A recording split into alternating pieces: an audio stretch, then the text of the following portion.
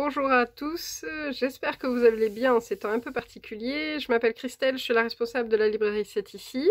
Nous sommes malheureusement actuellement fermés pour le magasin, mais le site internet de la librairie est toujours ouvert et nous envoyons tous les jours vos commandes.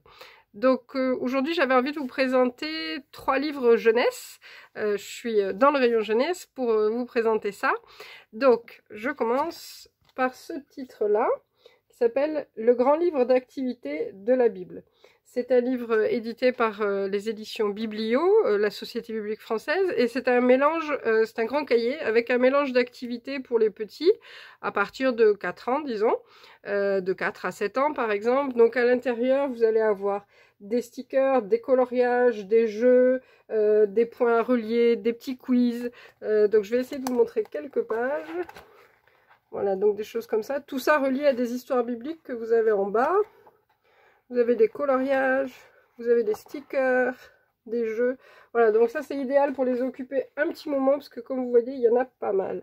Ce livre-là vaut 10,80 €. Le deuxième livre s'appelle Découvre et joue à Pâques. Comme nous approchons de Pâques, en fait, l'air de rien. C'est un petit cahier dans lequel vous allez avoir l'histoire de Pâques qui va être racontée et en même temps des activités. Donc, j'essaie de vous montrer ça.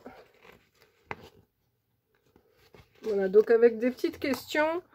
C'est mieux s'ils savent lire, évidemment, mais enfin bon. Donc voilà, des points à relier. Vous avez des jeux.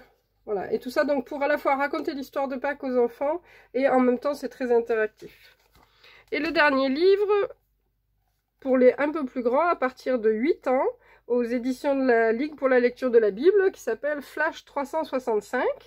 Et donc pour tous les jours, on invite l'enfant à lire un passage biblique et à avoir une petite réflexion dessus. Je vous rassure, c'est assez court, mais quand même, c'est intéressant. Et donc ça se présente comme ça, sous forme de jour. On peut donc commencer quand on veut, il n'y a pas de date.